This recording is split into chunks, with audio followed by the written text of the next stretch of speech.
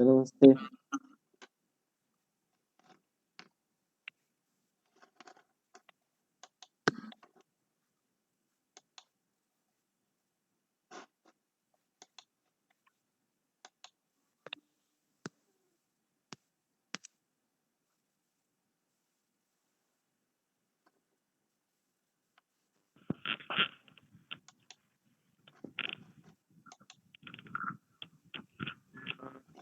हाँ, तो कल हमने स्टडी की थी। जैसे इस समय आप लोगों का चैप्टर चल रहा है लैटिस वाइब्रेशन, और यस्टरडे लेक्चर में हम लोगों ने डिस्कस किया था classical theory, that is Dulong Petit's law of lattice specific heat.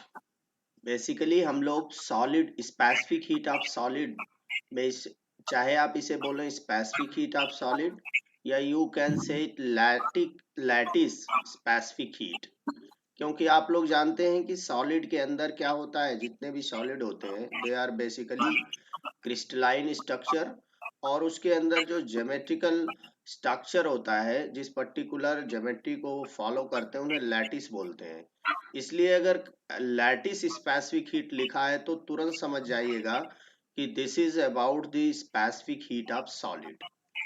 तो we have read actually the classical theory of lattice specific heat, और वहां से हम लोगों ने कल ड्यूलॉन्ग पेटिट लॉ देखा था, ठीक है ना। According to Dulong Petit law, atomic specific heat of each solid is constant, and this is equal to 3r, where r is universal gas constant at all temperatures। ठीक है। ड्यूलॉन्ग पेटिट लॉ में ये कहा गया था कि जितने भी सॉलिड होते हैं उन सबकी specific heat, atomic specific heat, क्योंकि आपने क्या सॉलिड में एटम लेकर के आपने एटम के वाइब्रेशन से स्टडी की थी। तो atomic specific heat of each solid is constant and it is equal to 3r at all temperatures, right. This is called Dulong Petit law, और इसका मैथमेटिकल प्रूफ भी मैंने कल आप लोगों को दिया था। And now we will move. सबसे पहले हम देखेंगे कि क्या फेलियर क्या था क्लासिकल थ्योरी की, यानी ड्यूलॉन्ग पेटिट लॉ की क्या कमी थी, जिसकी वजह से आइंस्टीन को मॉडिफिकेशन करना पड़ा उस क्लासिकल थ्योरी में, with the help of Planck Max Planck's quantum theory. ठीक है। तो this theory is also known as quantum theory, Einstein's quantum theory of lattice specific heat. ये लिखिएगा, आइंस्टीन की क्वांटम थ्योरी, केवल इतना मत लिखिएगा, Einstein's quantum theory of lattice specific heat. क्योंकि क्वांटम थ्योरी मैंने कल भी आप लोगों को हिंट दिया था कि quantum theory is actually of max Planck. ठीक है ना, आइंस्टीन ने उसका एप्लीकेशन किया था यहाँ पर, or in order to explain the lattice specific heat, in order to remove the limitation, या in order to remove the shortcoming of Dulong Petit law or classical theory। तो आप जब इसे स्टार्ट करना क्वेश्चन को लिखते समय, आप फेलियर को जरूर, क्लासिकल थ्योरी के फेलियर को शार्ट में दिखा देना कि what was the basic failure of classical theory या ड्यूलॉन्ग पेटिट लॉ। तो कल मैंने आप लोगों को specific heat versus temperature graph खींच करके आप लोगों को ये बताया था कि देखिए एक्चुअली जो है स्पेसिफिक हीट टेम्परेचर के रिस्पेक्ट में इस तरह से वेरी करती है, और उसमें मैंने आप लोगों को डायमंड, एल्यूमिनियम और सिल्वर, इन तीनों के स्पेसिफिक हीट का variation with respect to temperature show किया था। तो आप लोगों ने देखा था कि एट लोअर टेम्परेचर, जब टेम्परेचर लो होता है तो specific heat deviate from the value of 3r value से डेविएट होती है, और 0 डिग्री केल्विन पर वैल्यू इसकी 0 होती है। ठीक है ना। अब यहां पर क्या फेलियर है, फेलियर ये है, सीधे सीधे आप लिखेंगे कि classical theory could not explain the variation of specific heat with temperature. ये उसी ग्राफ से अगर ये कांस्टेंट होती वैल्यू इसकी, जैसा कि क्लासिकल थ्योरी में कहा गया, तो ये वैल्यू 3R होनी चाहिए, ठीक है ना। It must be equal to 3R। it must not be it must not be very like the graph, जैसा कि कल हम लोगों ने ग्राफ देखा था, ठीक है ना, उस तरह से वेरी नहीं करना चाहिए। तो इस कमी को दूर करने के लिए Einstein's quantum theory of lattice specific heat जो इन्होंने आइंस्टीन ने दिया, ये थ्योरी भी कुछ बेस्ड ऑन सर्टेन पोस्टुलेट, कुछ एजम्पशंस पर बेस्ड है। वो एजम्पशंस पहले हम लोग डिस्कस करेंगे एंड देन इस थ्योरी की हेल्प से मैथमेटिकल कुछ कैलकुलेशन है वर्क, वो हम लोग करेंगे and then we will explain the variation of specific heat with respect to temperature। ये काम हम लोगों को आज करना है इस लेक्चर में, ठीक है ना। तो जल्दी जल्दी देखिए, सबसे पहले मैं postulate of the quantum theory of lattice specific heat आप लोगों से डिस्कस करता हूं कि ये जो स्पेसिफिक हीट का variation with respect to temperature explain करने से पहले आइंस्टीन ने ये 6 पोस्टुलेट को क्या किया था, इन assumptions को कंसीडर किया था। 6 पोस्टुलेट कंसीडर किए थे, वो कौन से हैं। नंबर 1 कि each solid composed of large number of atoms. जैसे आप कोई भी सॉलिड लेंगे, 1 kg ऑफ सॉलिड अगर आपने ले लिया, तो how many number of atom will be there, it will be equal to the Avogadro's number. और एवोगैड्रो नंबर 1 kg में 6.0323 multiply by 10 to the power 26 atoms, ठीक है ना। इतने एटम होते हैं 1 kg में, 10 to the power 26 if you take 1 kg of solid. तो each solid composed of large number of atom. दूसरा एजम्पशंस है कि in solid all atom vibrate about their mean position, जैसा कि क्लासिकल थ्योरी में भी था, विद सेम फ्रीक्वेंसी। ये जो सेम फ्रीक्वेंसी की बात यहां पर की जा रही है, यही बेसिकली क्या थी, ये this was the limitation of Einstein theory. बाद में चल करके यही ध्यान रखना, ये आइंस्टीन्स की ये फेलियर होगा आइंस्टीन्स की थ्योरी जब आप डिस्कस करेंगे limitation of Einstein theory. Then ये पॉइंट जो सेम फ्रीक्वेंसी इन्होंने कंसीडर कर लिया था आइंस्टीन ने, यही आगे चल करके इस थ्योरी की प्रॉब्लम बनेगी, यही इस थ्योरी की शॉर्ट कमिंग बनेगा, ध्यान रखिएगा। लेकिन यहाँ पर एजम्पशंस में ऑल एटम्स वाइब्रेट, सारे एटम वाइब्रेट करते हैं। जैसे लेट अस कंसीडर आपने बाहर से सॉलिड को कुछ हीट दिया, ठीक है ना, या टेम्परेचर इंक्रीज किया, तो atom will start vibration about their mean position, right. लेकिन उस वाइब्रेशन की जो फ्रीक्वेंसी होगी वो सारे एटम की सेम होगी, ऐसा कंसीडर किया था आइंस्टीन ने। Third point, each atom has 3 degrees of freedom. 3 degrees of freedom मतलब it can vibrate along X axis, along Y axis and Z axis. ये अगर एक्स एक्सिस है, ये y है, ये z एक्सिस है, तो x एक्सिस देखिए पूरा ऐसे बनाएंगे, z पूरा ऐसे, negative x here, x axis. It can vibrate along this x axis, it can vibrate along y axis, it can vibrate along z axis. जो 3 degrees of freedom. Fourth point है इस theory का कि at 0 degree Kelvin, 0 degree Kelvin पर energy of vibration of atom is 0। 0 degree Kelvin पर vibrational energy या vibration energy of vibration of atom is 0, right. The fifth point is that is very important point, यही quantum theory का concept है, ठीक है ना, कि energy of atomic oscillator. Atomic oscillator किसे कहा जा रहा है, जो एटम वाइब्रेट कर रहा है, उसका नाम क्या पड़ा, एटॉमिक ऑक्सीलेटर। इस एटॉमिक ऑक्सीलेटर की जो एनर्जी होती है, it is not continuous. The energy was actually continuous in classical theory. Classical theory का जो क्लासिकल ऑक्सीलेटर था, उसकी एनर्जी को कैसा ले लिया गया था, क्लासिकल कंटिन्यूअस। ये भी एक कमी थी क्लासिकल थ्योरी की, that was also a important shortcomings या लिमिटेशन ऑफ क्लासिकल थ्योरी। वहां पर जो एनर्जी थी वो कंटिन्यूअस ली गई थी, ठीक है ना। यहाँ पर आइंस्टीन ने कहा कि एनर्जी कंटिन्यूअस नहीं होती है, बल्कि ये क्या होती है, quantized. Quantized mean like this, En is equal to nh nu, where n is an integer। मतलब एनर्जी या तो 0 होगी या h न्यू होगी या 2h न्यू होगी या 3h न्यू होगी। h into nu is the energy where nu is the frequency of oscillation। ये एटॉमिक ऑक्सीलेटर की फ्रीक्वेंसी है। h प्लैंक कांस्टेंट है, h is Planck constant and n is integer. 0 1 2 3 कोई भी value हो सकती है।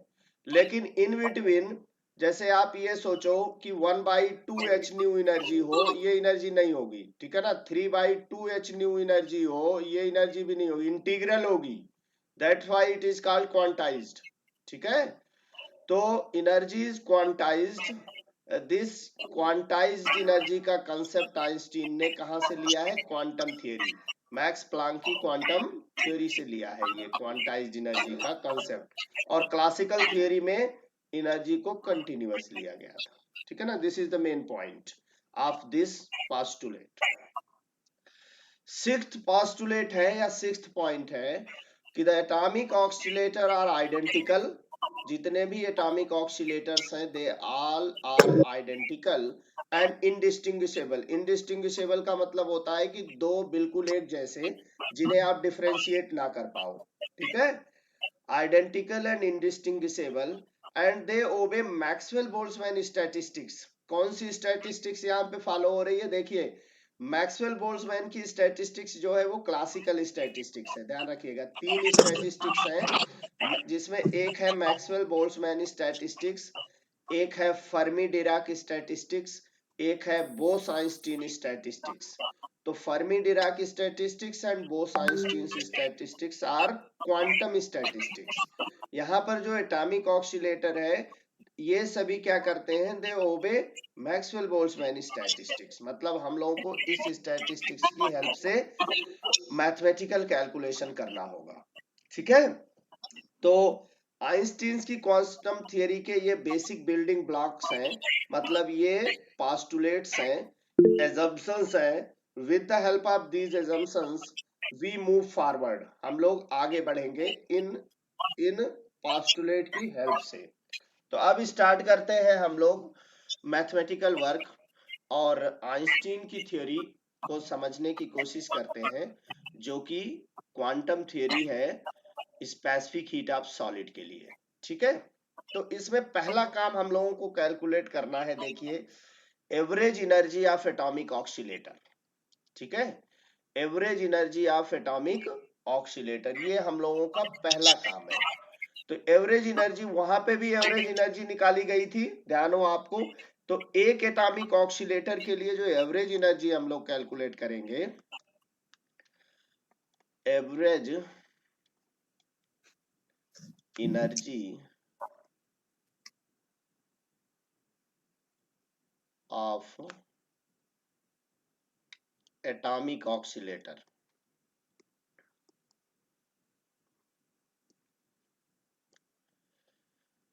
पहले हम एक एटम के लिए दैट इज दिस वैल्यू, इसको कैलकुलेट करने के लिए देखिए हम लोगों को क्या करना होगा, we must have to consider, देखिए टोटल एनर्जी और टोटल नंबर ऑफ, पहले तो हम लोग कैलकुलेट करेंगे first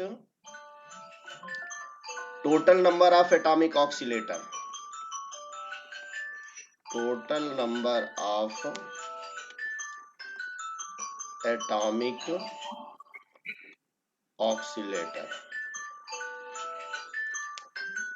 ऑक्सीलेटर्स, that is capital N, ठीक। क्योंकि ये average energy is nothing but this is total energy of all atomic oscillator divided by total number of atomic oscillator, यही तो है एवरेज एनर्जी। और फिर हम लोग दूसरा कैलकुलेट करेंगे टोटल एनर्जी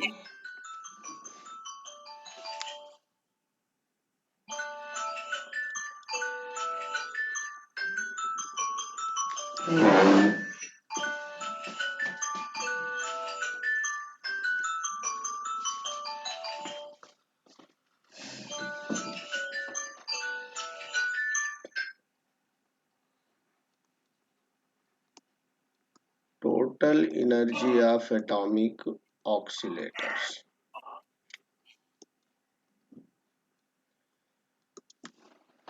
ठीक है, और दैट इज E. देखिए E is the total energy of atomic oscillator, N is the total number of atomic oscillators, right, present in 1 kg of solid. जैसे हमने 1 kg ऑफ सॉलिड ले लिया तो उसमें उन सारे जितने भी एटॉमिक ऑक्सीलेटर होंगे उनकी एनर्जी कितनी होगी और कितने उनके नंबर होंगे. ठीक है, तो अब देखिए नंबर आप सोच रहे होंगे कि सीधे ऐसे होंगे, नहीं, नंबर सीधे कैपिटल एन ईओ नहीं ले सकते क्योंकि आपने पोस्टुलेट में ऑलरेडी कह दिया है कि they obey Maxwell Boltzmann statistics. Maxwell Boltzmann statistics obey करते हैं. ठीक है ना, तो हम लोग यहाँ पर देखिए क्या कंसीडर करेंगे, और जो एटॉमिक ऑक्सीलेटर होंगे उन सभी एटॉमिक ऑक्सीलेटर की एनर्जी अलग अलग होगी. ठीक है ना, let n0 n1 n2 and so on be the number of atomic oscillator, be the number of atomic oscillator जिनकी energy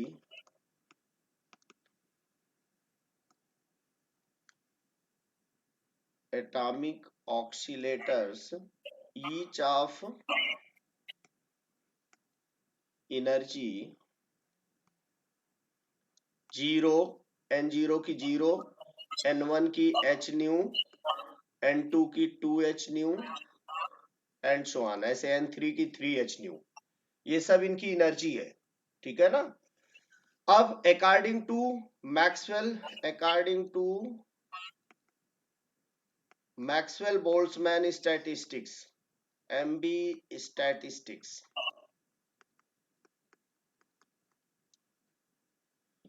according to Maxwell Boltzmann statistics, number of oscillates atomic oscillator of energy R H nu. ठीक है ना, in general देखिए अगर number of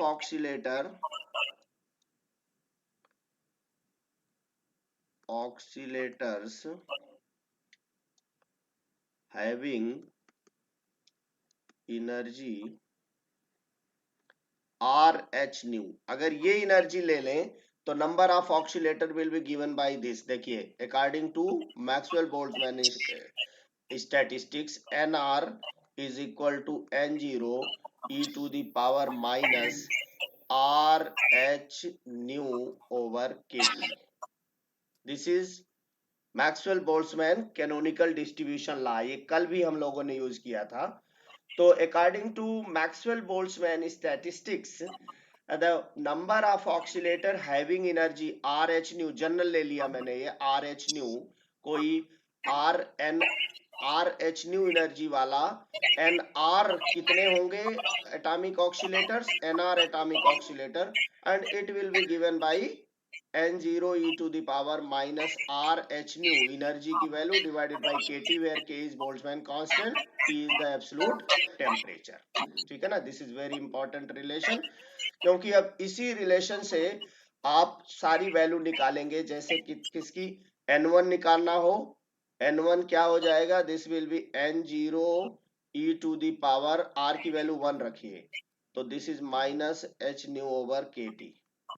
ठीक है, n2 कितना होगा, n2 निकालना है तो n2 is nothing but this is n0 e to the power minus 2h nu over kt. ठीक है, आपको सीधे सीधे ये नहीं कि total number of atomic oscillator n0 plus n1 plus n2 ये नहीं करना है. n1 की वैल्यू ये है, n0 तो n0 है. ठीक है, n0 एटम जिनकी एनर्जी 0 होगी तो n0 इज n0. ठीक है ना, इसमें तो कोई प्रॉब्लम नहीं है क्योंकि e टू दी पावर 0 रखोगे तो वैल्यू 1 आ जाएगी n0. लेकिन n1 की value you must have to give, आपको इस रिलेशन से देना पड़ेगा. ठीक है ना, कौन से रिलेशन से, जो जनरल है, nr is equal to n0 e to the power minus r h nu over kt. This is Maxwell Boltzmann canonical distribution law, right, and this law obey, ये लॉ क्या ओबे करता है, मैक्सवेल बोल्ट्जमैन स्टैटिस्टिक्स. तो अब हम लोग total number of oscillator निकालने की पोजीशन में है। देखिए कैसे, जल्दी से इसे कैलकुलेट करते हैं। Total number of oscillator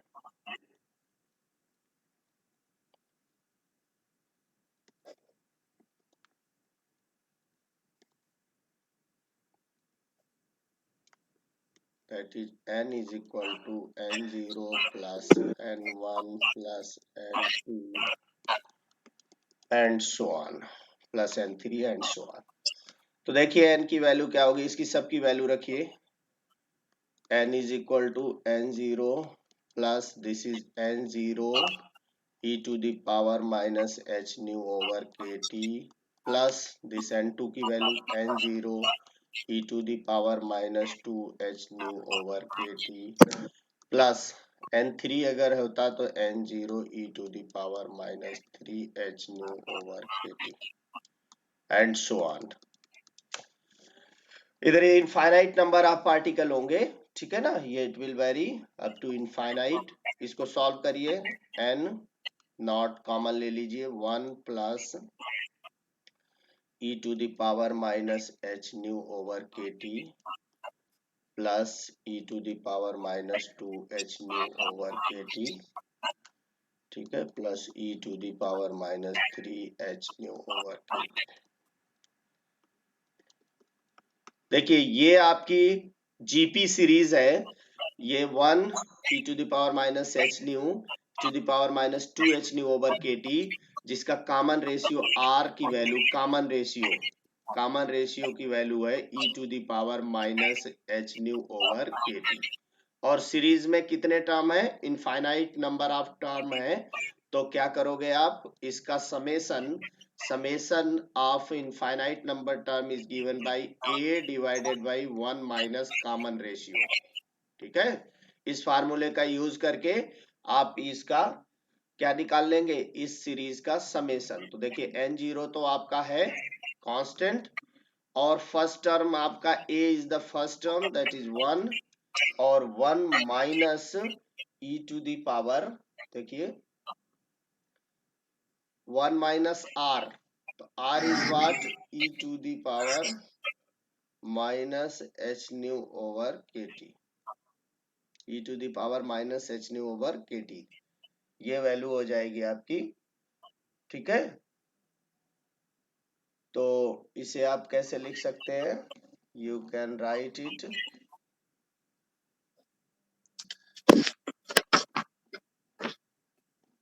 n is equal to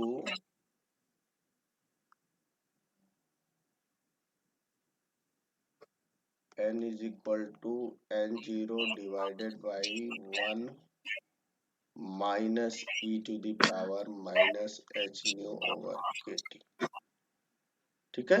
this is equation, इसको इक्वेशन नंबर कर दीजिए।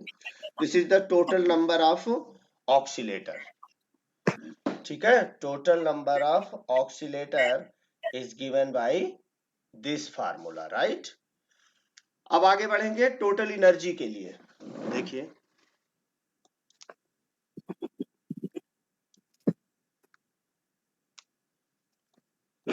टोटल एनर्जी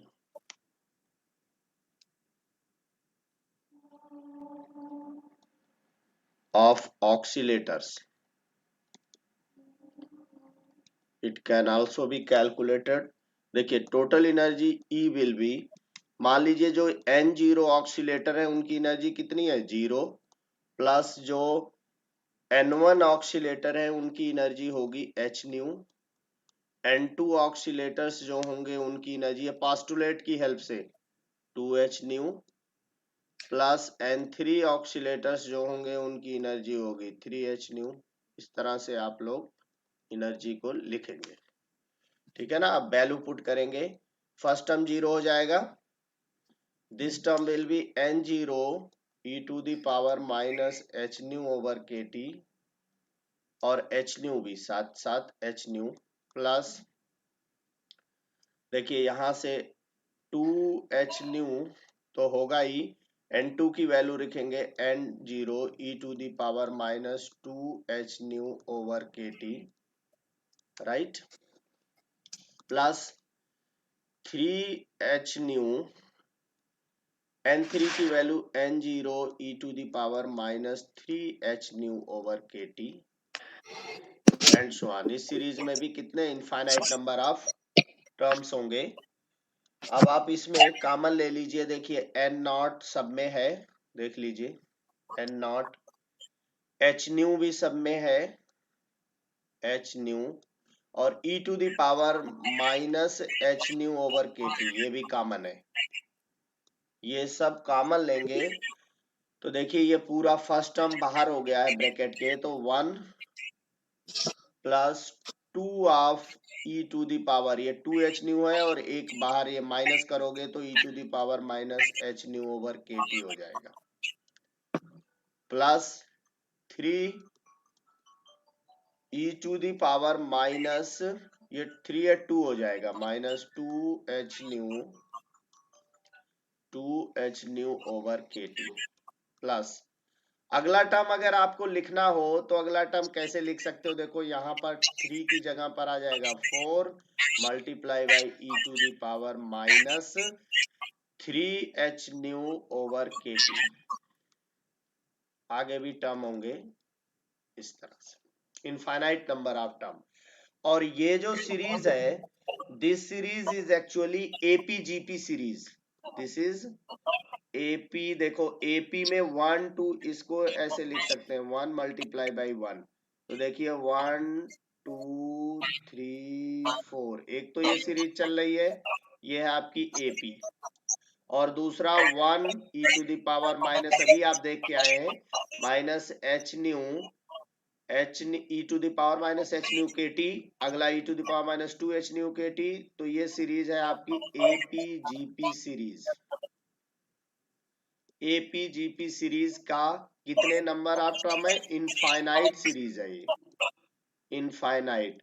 और इसका समेशन आपको जो निकालना है, the summation of infinite number term of APGP series is nothing but this is given by A, इसको डायरेक्ट आप लिख सकते हैं ए बाई आर स्क्वायर, और ये कुछ नहीं है बल्कि इसमें क्या करना है आपको, ये पहले आप इस सीरीज को लिख लें, उस सीरीज के बाद इस सीरीज में आर का मल्टीप्लीकेशन करके लिख लें, फिर दोनों को क्या करें, एक टर्म को आगे बढ़ा करके ऐसे करके इसमें आर का मल्टीप्लीकेशन करके लिख लें, ठीक है ना, एस और एस आर। फिर उसके बाद क्या करें, उसको सब्सट्रैक्ट कर दें, सब्सट्रैक्ट कर देंगे तो आपको राइट हैंड साइड में जीपी सीरीज मिल जाएगी, उसका आप लिखेंगे ए 1 माइनस आर, और इधर लेफ्ट हैंड साइड से 1 माइनस आर मिल जाएगा, उससे जब डिवीजन लगाएंगे तो आपको क्या मिल जाएगा, आपको मिल जाएगा 1 से ये सीरीज मिल जाएगी जीपी में, ये सब 1 का टर्म यहाँ लिखोगे तो 2 माइनस 1 1 हो जाएगा, ये टर्म यहाँ लिखोगे तो 3 माइनस 2 1 हो जाएगा। इस तरीके से एडजस्टमेंट करके आप इस सीरीज को सॉल्व करेंगे and finally you will get this relation. इसका मतलब इस रिलेशन से इस सीरीज का जो सम निकलेगा, ए फर्स्ट टर्म जो होगा वो 1 होगा, डिवाइडेड बाई 1 माइनस आर, मतलब 1 माइनस आर की वैल्यू यहाँ पर E to the power minus H nu over के टी होगा, ठीक है। इसका आप क्या करेंगे, स्क्वायर, ये इस ब्रैकेट एपीजीपी सीरीज का इस समेशन है, ठीक है ना, दैट कैन बी कैलकुलेटेड। अब आपका यहाँ पर ये ई की वैल्यू हो जाएगी, ये सीरीज आपने कैलकुलेट कर ली, तो ये वैल्यू हो गई, देखिए e to n naught h nu e to the power minus h nu over के टी, ये तो न्यूमरेटर बन गया इसका, and the denominator is 1 minus e to the power minus h nu over के T, bracket close, square. This is the total energy of atomic oscillators, equation number 2. And now we have to calculate the average energy of atomic oscillators, एक oscillator के लिए अभी आप calculate कर रहे हैं, and then फिर उसके बाद 1 kg के लिए कैलकुलेट करेंगे, ठीक है ना। तो अभी ये एटॉमिक ऑक्सीलेटर्स एवरेज एनर्जी कैलकुलेट करिए। Now average energy of atomic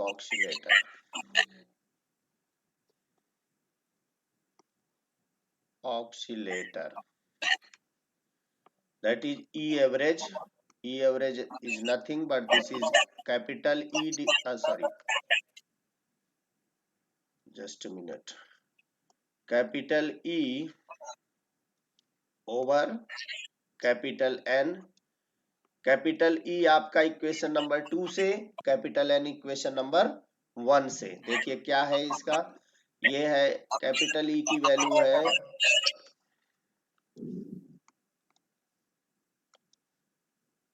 n0 h nu e to the power minus h nu over के टी, ठीक है, over 1 minus e to the power h nu over के टी इसका whole square divided by capital N की value n0 divided by 1 minus e to the power minus h nu over के T. ये value आपकी capital N की है, ये value आपकी E की है। ये इक्वेशन नंबर 1 से देखिए, इक्वेशन नंबर 2 से। इसको सिंप्लीफाई करिए, ये कैंसिल हो जाएगा, ये एक पूरा टर्म ये इसके स्क्वायर से कैंसिल हो जाएगा, ठीक है ना। यू विल गेट व्हाट, यहाँ आपको मिलेगा क्या, h nu e to the power minus h nu over के टी, ये देखिए बच जाएगा ऊपर, और नीचे 1 minus e to the power minus h nu over के टी, ठीक है।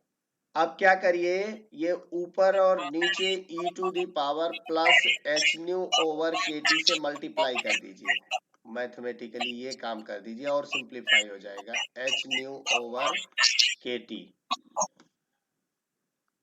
यू विल गेट हियर, ये ऊपर हो जाएगा h न्यू, ठीक है, और नीचे देखिए क्या h न्यू, क्योंकि e to the power minus h nu K T और ये मिल करके e टू द पावर 0 हो जाएगा, e टू द पावर 0 1 हो जाएगा, ठीक है ना। यहाँ मल्टीप्लीकेशन करेंगे तो यहाँ पर हो जाएगा e power h nu over के टी, और यहाँ पर फिर इसकी वैल्यू 1 हो जाएगी -1। This is the expression for, ये बहुत ही इंपॉर्टेंट एक्सप्रेशन है, average energy of atomic oscillator. लेकिन ये एक एटॉमिक ऑक्सीलेटर के लिए है, अभी जब आप 1 kg लेंगे तो 1 kg में एटॉमिक ऑक्सीलेटर एवोगैड्रो नंबर के बराबर होंगे। और यहाँ पर अभी आपने क्या किया है, ईच एटम हैज, अभी आपने एटम को एक मोशन, एक डायमेंशन, एक डिग्री ऑफ फ्रीडम लेकर के चले थे, ठीक है ना।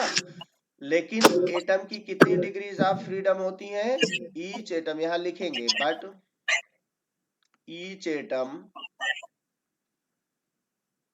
एटम हैज, पोस्टुलेट में कितना लिखा आपने, 3 degrees of freedom, 3 degrees of freedom. इसका मतलब तीनों डिग्री ऑफ फ्रीडम को जब आप कंसीडर करेंगे तो e average is nothing but this is 3h nu, 3 से मल्टीप्लाई कर दें, 3h nu divided by e to the power h nu over के T -1। This is the expression for the average energy of atomic oscillator, जबकि आपने तीनों degree of freedom को consider कर लिया, ठीक है ना। अब आप निकालेंगे, अब यही मीन एनर्जी या एवरेज एनर्जी पर किलोग्राम एटम ऑफ सॉलिड, यही इसकी क्या हो जाएगी, एनर्जी हो जाएगी, इंटरनल एनर्जी। ये बेसिकली उस सॉलिड की इंटरनल एनर्जी ही तो होगी, ठीक है ना। तो आप निकालेंगे मीन एनर्जी या एवरेज एनर्जी, मीन बोलिए या एवरेज एनर्जी बोलिए, पर केजी एटम ऑफ सॉलिड। जैसे ही आपने 1 kg एटम लिया, energy will multiply this average energy E average will multiply by Avogadro number, Avogadro number से मल्टीप्लीकेशन करना पड़ेगा आपको, ठीक है ना। नाउ यू हैव एक्सप्रेशन, देखिए अब आपके पास एवागेड्रो नंबर से मल्टीप्लाई करने पर एक्सप्रेशन मिलेगा 3n h nu over e to the power h nu by kt minus 1. This is u. Equation number whatever it may be 3. ठीक है। अब एटॉमिक स्पेसिफिक हीट, अब यहां पर आप एटॉमिक स्पेसिफिक हीट निकाल सकते हैं। एटॉमिक स्पेसिफिक हीट, क्योंकि एटम लेकर के चले हैं लैटिस पर, तो एटॉमिक स्पेसिफिक हीट, अगर मॉलिक्यूल होता तो मॉलिक्यूलर स्पेसिफिक हीट, ठीक है। एटॉमिक स्पेसिफिक हीट, लैटिस पर एटम है जो कि वाइब्रेट कर रहे हैं, atomic oscillator, so atomic specific heat is nothing at constant volume, it is Cv, and Cv is nothing but this is du over dt, ठीक है ना। इसी का टेम्परेचर के रिस्पेक्ट में इस एनर्जी का जो मीन एनर्जी आपने 1 kg के लिए निकाला, इसी का टेम्परेचर के रिस्पेक्ट में डिफरेंशिएशन एट कांस्टेंट वॉल्यूम, ठीक है ना। तो वॉल्यूम यहाँ पर आपके फंक्शन में है ही नहीं, ठीक है ना, इसलिए अगर आप लिखना चाहे तो लिख दें, नहीं लिखें तो भी कोई बात नहीं है। Cv is equal to du by dt, mean d by dt of this factor, इसका आपको डिफरेंशिएशन करना है टेम्परेचर के रिस्पेक्ट में, 3n h nu over e to the power h nu by kt minus 1, ठीक है। इसको आप बड़ी आसानी के साथ डिफरेंशिएट कर सकते हैं, कोई प्रॉब्लम नहीं है। देखिए क्या आएगा, Cv इज इक्वल टू, जब इसे डिफरेंशिएट करेंगे, देखिए पहले ये फंक्शन, ठीक है ना, दिस इज द फंक्शन, और उसके बाद फंक्शन इनटू फंक्शन, ये इसके अंदर ये भी फंक्शन है, तो जो इसमें कांस्टेंट है उसको तो अलग लिख लीजिए, 3n h न्यू। उसके बाद इसका पूरा ये -1, ठीक है, तो निगेटिव यहाँ -1 और e to the power h nu over kt -1 का स्क्वायर, ठीक है ना, दिस इस टर्म का हो गया differentiation, and e to the power का भी differentiation. e to the power का डिफरेंशिएशन क्या होगा, ex का डिफरेंशिएशन ex ही होता है, h न्यू ओवर kt, ठीक है ना। दूसरा फंक्शन ये हुआ। तीसरा फंक्शन ये खुद h nu over kt, h nu over kt को जब डिफरेंशिएट करेंगे तो अगेन यू विल गेट कि ये पूरा टर्म तो कांस्टेंट है, केवल टेम्परेचर है, तो ये minus h nu divided by kt square आ जाएगा। t का 1/t का डिफरेंशिएशन कर रहे हैं, बाकी ये टर्म तो कांस्टेंट है। निगेटिव निगेटिव अगेन पॉजिटिव, और देखिए फाइनल एक्सप्रेशन जो आपको मिलेगा, फाइनल एक्सप्रेशन देखिए, this will be 3 minus minus positive, और ये दिस इज, ये आपका स्क्वायर टर्म है, तो इसको एक्सपोनेंशियल वाले टर्म को अलग रख लिया जाए, ठीक है। h न्यू ओवर, और देखिए इसको थोड़ा सा एडजस्टमेंट करना होगा, 3n h न्यू स्क्वायर है, h न्यू यहां से भी, h न्यू यहां से स्क्वायर हो जाएगा। इसमें क्या करते हैं, k से मल्टीप्लीकेशन कर देते हैं, ठीक है ना, ऊपर और नीचे भी, तो ये k नीचे k स्क्वायर हो जाएगा, t भी स्क्वायर के फॉर्म में है, तो इसको ये स्क्वायर कर देता हूं, यहां पर मैं ये मल्टीप्लीकेशन कर देता हूं, तो this is the same thing. ये सब आपने जितने भी कांस्टेंट है ये ले लिया। अब एक्सपोनेंशियल वाला टर्म और ले लीजिए, e to the power h nu over kt divided by e to the power h nu over kt -1 का square. This is the expression for Cv। ये Cv के लिए एक्सप्रेशन आ गया, और आप लोग जानते हैं कि n इंटू के जो होता है ये R के बराबर होता है, K Boltzmann constant multiply by Avogadro number is equal to universal gas constant, इसे हमेशा याद रखा कीजिए। इसे अगर आप यहाँ पर सब्स्टिट्यूट करते हैं तो Cv is equal to 3R h nu over kt square, और e to the power h nu over kt divided by e to the power h nu over kt minus 1 square. ये expression आया आपका, जो कि final expression है according to Einstein's quantum theory of lattice specific heat. ठीक है, इसका अब एक्सप्लेनेशन दिया जाएगा at low temperature, at high temperature. अब इसे एक्सप्लेन करेंगे और ग्राफ ड्रा किया जाएगा। ठीक है ना, इसको और थोड़ा सा आइंस्टीन टेम्परेचर की टर्म्स में इसको लिख लेते हैं। ये जो टर्म है ना एच न्यू ओवर के टी, इसको थीटा, कैपिटल थीटा से रिप्रेजेंट किया गया और इसे बोला गया आइंस्टीन टेम्परेचर। ठीक है ना, तो let we write our expression in terms of Einstein temperature. इसी को सेम एक्सप्रेशन को अकॉर्डिंग टू आइंस्टीन, अब देखिए आपका एक्सप्रेशन क्या हो जाएगा अगर हम ये पुट करते हैं एच न्यू ओवर के टी, इसको आप पुट करिए, देखिए थीटा, ये कैपिटल थीटा ऐसे रख लीजिए। This theta is nothing but this is Einstein temperature. Einstein temperature बोलते हैं, आइंस्टीन टेम्परेचर। अगर इस आइंस्टीन टेम्परेचर का आप यूज करते हैं तो यू हैव इस एक्सप्रेशन का, तो you have CV is equal to 3R, देखिए 3R कांस्टेंट था ही, H nu over K, H nu over K, ठीक है ना, एच न्यू ओवर के को आपको लेना चाहिए, एक मिनट, ये T को तो आप एच न्यू ओवर के को लीजिए, क्योंकि this will be the unit of temperature. Temperature की यूनिट ये बनेगी, क्योंकि इससे आप डिवीजन लगा देंगे तो ये तो फिर इसको रखिए, दिस टर्म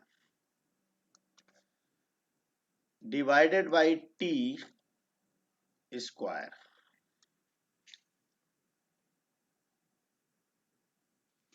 ठीक है, मतलब आइंस्टीन टेम्परेचर ये एच न्यू ओवर के, क्यों, देखिए टेम्परेचर तभी बनेगा ये यूनिट अगर आप एच न्यू ओवर के टी कर देंगे, तो एच न्यू भी एनर्जी और के टी भी एनर्जी, तो एनर्जी बाई एनर्जी वो टेम्परेचर बनेगा ही नहीं। ठीक है, तो ये भी कभी कभी यूनिट से भी चेक कर लिया कीजिए कि हम जो लिख रहे हैं वो करेक्ट है या इनकरेक्ट। आपके यहाँ पर थोड़ा सा कुछ इनकरेक्ट कहीं पर अगर चेक करना हो तो you can check it. H nu energy है divided by K will definitely the temperature, तो this is the Einstein temperature, not H nu over के टी। एच न्यू ओवर के T is not temperature, H nu over K is Einstein temperature. और देखिए क्या हो जाएगा, H nu over के की जगह पर आप पिछले एक्सप्रेशन में ये वैल्यू रख दीजिए, तो एक्सपोनेंशियल टर्म में एच न्यू ओवर के का हो जाएगा e to the power theta, capital theta by T at e to the power theta, theta by T minus 1 का होल स्क्वायर। ये आपका फाइनल एक्सप्रेशन है।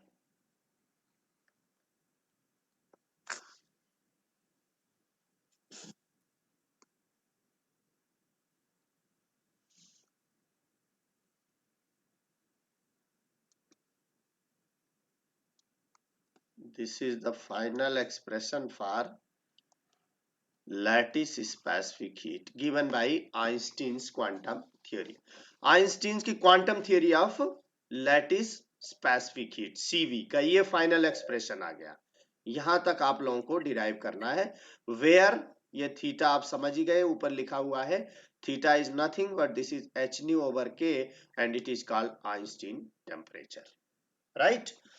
अब अकॉर्डिंग टू दिस थ्योरी अगर हम लोग ग्राफ खींचे तो वी विल गेट ग्राफ, ये ग्राफ इसका CV वर्सेस T का ग्राफ देखिए बिल्कुल वैसा ही आता है जैसा एक्सपेरिमेंटल कर्व आपने उस दिन दिखाया था। If you take CV here on y axis and temperature T here on x axis, then the graph, यहाँ पर ये CV की value if you take maximum value of CV 3R, ठीक है ना, या 6 किलो कैलोरी पर केजी ग्राम एटम पर केल्विन, इसकी यूनिट बनेगी, ठीक है ना, आर की। तो you will get the graph, इसका ग्राफ जो खींचेंगे, इसका ग्राफ ऐसे आएगा, लाइक दिस, ठीक है ना। पहले ये टर्म डोमिनेट करेगा and after that this term, जब टेम्परेचर की वैल्यू बड़े और ज्यादा हो जाएगी, इधर टेम्परेचर इंक्रीज हो रहा है, तो ये कर्व अप्रोच करेगा 3R को। मतलब हायर टेम्परेचर पर तो ये क्लासिकल थ्योरी को ही अप्रोच कर रहा है, यानी डुलोंग पेटिट लॉ के इक्वल हो जाता है, but at low temperature specific heat decreases, ठीक है ना। ये 0 है आपका, लो टेम्परेचर पर स्पेसिफिक हीट डिक्रीज होती है, और एट हाई टेम्परेचर इसकी वैल्यू क्या हो जाती है, मैक्सिमम वैल्यू 3R ही होती है, 3R से ज्यादा वैल्यू नहीं हो सकती, ठीक है ना। ये ग्राफ है, अगर आप इस एक्सप्रेशन से ग्राफ ड्रा करें तो you will be get graph like this, right. Graph like this, ये अब आपको लग रहा होगा कि आइंस्टीन की थ्योरी ने लैटिस स्पेसिफिक हीट को कंप्लीटली एक्सप्लेन कर दिया, लेकिन नहीं। देखिए कमी क्या आएगी कि कुछ सॉलिड ऐसे होंगे जिनके स्पेसिफिक हीट का variation at very low temperature, very low temperature specific heat का वेरिएशन वैसे नहीं होता है जैसे कि इस इक्वेशन से होना चाहिए, ठीक है ना।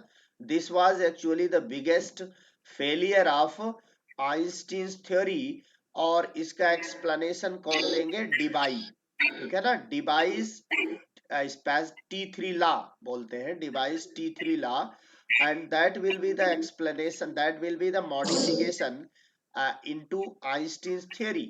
क्या मॉडिफिकेशन होगा, जो इन्होंने एटॉमिक ऑक्सीलेटर की वाइब्रेशन, एक सेम वाइब्रेशन ले लिया था, सबका वाइब्रेशन की फ्रीक्वेंसी सेम लिया था, वो वास्तव में सेम फ्रीक्वेंसी नहीं होगी, ठीक है।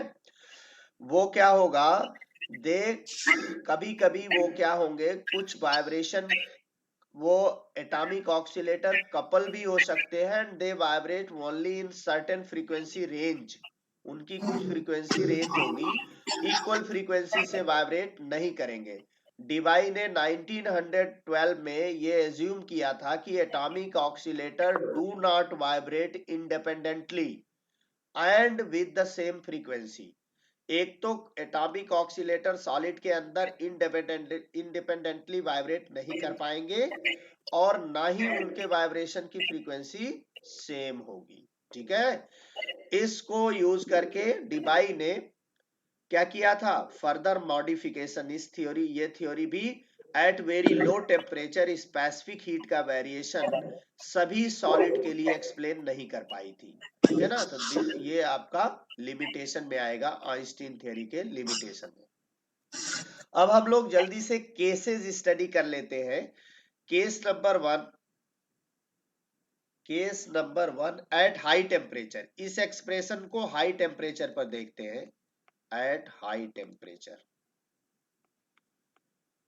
देखिए, जब टेम्परेचर की वैल्यू हाई होगी, मीन टी को अगर हम ले ले very very large as compare to theta, mean Einstein temperature से ये बहुत बड़ा हो, ठीक है ना। इन दैट केस आप सभी लोग जानते हैं कि थीटा डिवाइडेड बाई टी की वैल्यू ये बहुत छोटी हो जाएगी एज कंपेयर टू 1। जब आप इस फैक्टर को बहुत लार्ज ले लेंगे तो डेफिनेटली ये कहाँ है, डिनोमिनेटर में, और डिनोमिनेटर में ये टर्म होने की वजह से ये फैक्टर होगा very very small as compare to 1। और इस केस में आप ये अप्रोक्सीमेशन ले सकते हैं कि e to the power theta divided by T ये बहुत स्मॉल है, तो इसको अप्रोक्स, जब ये बहुत स्मॉल वैल्यू होता है तो इसको अप्रोक्सीमेटली कितना ले सकते हैं, 1। जैसे अगर ये 0 के बहुत करीब है, 0, तो e टू द पावर 0 किसके बराबर होता है, 1। या फिर इसको इतना ले सकते हो, r 1 प्लस थीटा, इसको एक्सप्लेन कर, इसको एक्सपेंड कर दीजिए e to the power x को, तो पहला एक ये टर्म और ले सकते हैं, चाहे तो 1 प्लस, यानी 1 के काफी आसपास होगा, वी कैन कंसीडर इट, इस वैल्यू को हम लोग इतना ले सकते हैं, ठीक है ना। जब इस वैल्यू को आप इतना रखेंगे तो देखिए आपका सीवी क्या निकलेगा, substituting all these condition when temperature is very high. तो देखिए जब हाई टेम्परेचर होगा तो सीवी दिस 3R, ये 1 के कंपैरिजन में बहुत स्मॉल, इसको छोड़ देंगे। इसकी वैल्यू को देखिए, this value can be written, इसकी वैल्यू को e to the power theta जो है, e to the power theta, इसको आप लिख दीजिए, इसको आप कितना लिखेंगे, e to the power theta 3R, ये इस वैल्यू को 1 ना लिख करके इसको अभी ऐसे लिख लीजिए, एक मिनट, थीटा बाई टी का स्क्वायर, ठीक है। इस टर्म को आप e to the power theta, इसको you can write either 1 plus theta और थीटा बाई 2, ठीक है।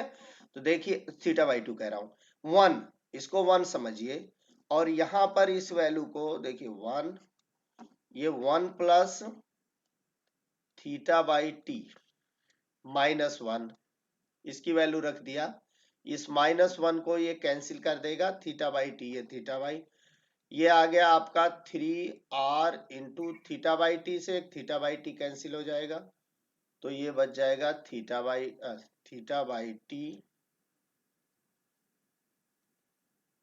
This is theta by T, theta by T is again approximately 1 के बराबर होता है, तो ये पूरी वैल्यू अप्रोक्सीमेटली 3R के बराबर आ जाएगी।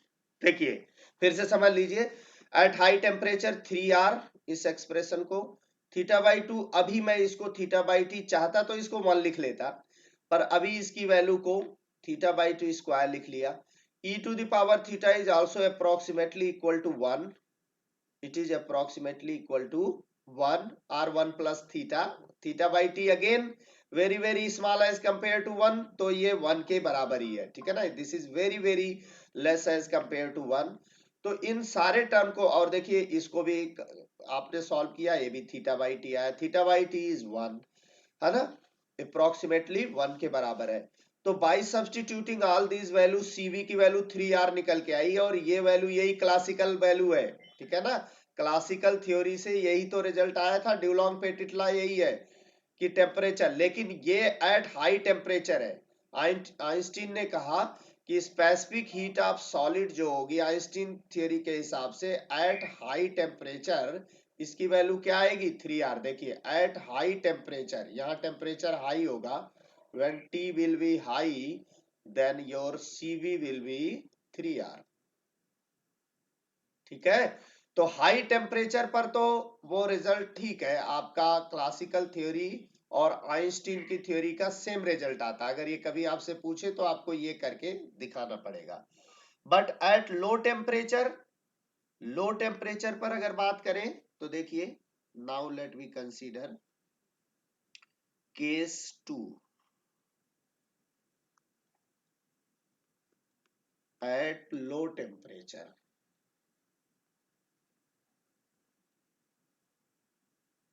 एट लो टेम्परेचर, नाउ देखिए अब क्या होगा, इसमें T very less as compare to Einstein temperature theta, that is H nu over K, इससे जब बहुत स्मॉल होगा तो in that case theta over T is very large as compare to 1, ठीक है ना। जब ये डिनोमिनेटर स्मॉल होगा तो ओवरऑल फैक्टर की वैल्यू आप लोग जानते हैं, फ्रैक्शन की वैल्यू ओवरऑल क्या हो जाएगी, लार्ज हो जाएगी जब ये स्मॉल होगा। तो in that case CV will be 3R theta by T square, ये एक्सप्रेशन में है ये, एंड यहां पर देखिए अब ये बहुत लार्ज वैल्यू है, देन इसके फर्स्ट टर्म तक इस एक्सप्रेशन को आपको लेना पड़ेगा, ठीक है ना। दिस इज, ये यहाँ स्क्वायर है भाई, इसको यहाँ स्क्वायर कर लीजिए, this is square here.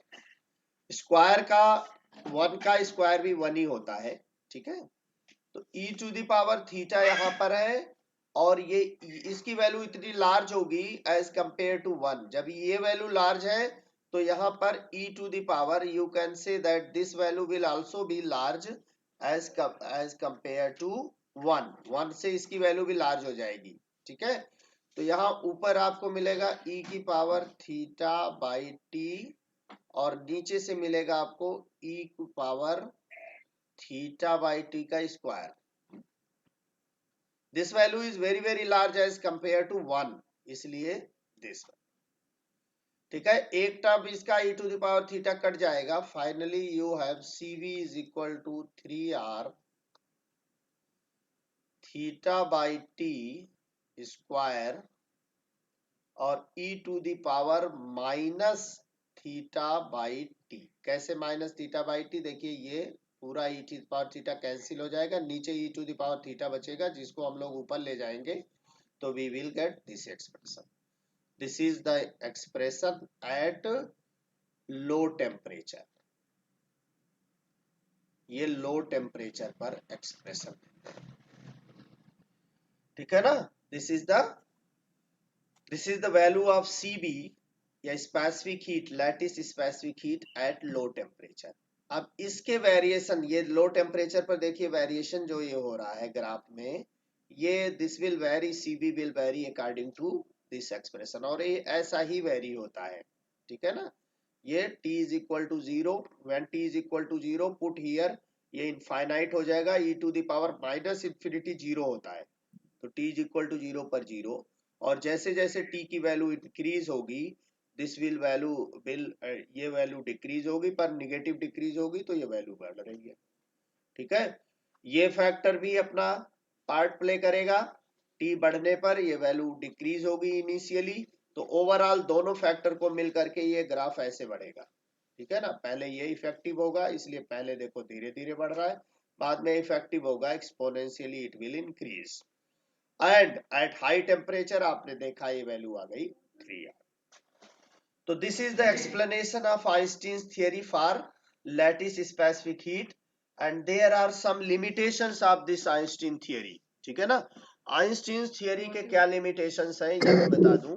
Einstein theory qualitatively explain the variation of specific heat of solid with temperature, ठीक है, particularly at low temperature, but the value of Cv obtained theoretically does not agree with the experimental value। यहाँ पर लो temperature पर देखिए, यहाँ पर जो लो temperature पर थियोरेटिकल रिजल्ट और एक्सपेरिमेंटल रिजल्ट मेल नहीं खाते हैं, ठीक है।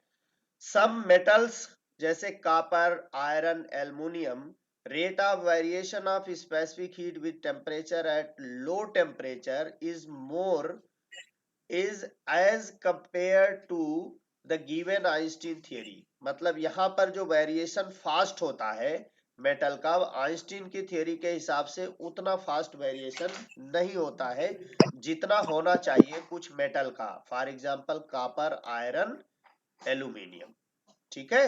ये कमी, ये सब मतलब जो एक्सपेरिमेंटल रिजल्ट और थियोरेटिकल रिजल्ट मिसमैच हो रहे हैं, कहां पर? At low temperature. मतलब आइंस्टीन की थ्योरी भी at very low temperature certain solids के लिए ये एक्सप्लेन, सर्टेन सॉलिड का एक्सप्लेनेशन नहीं दे पाई थी, ठीक है ना।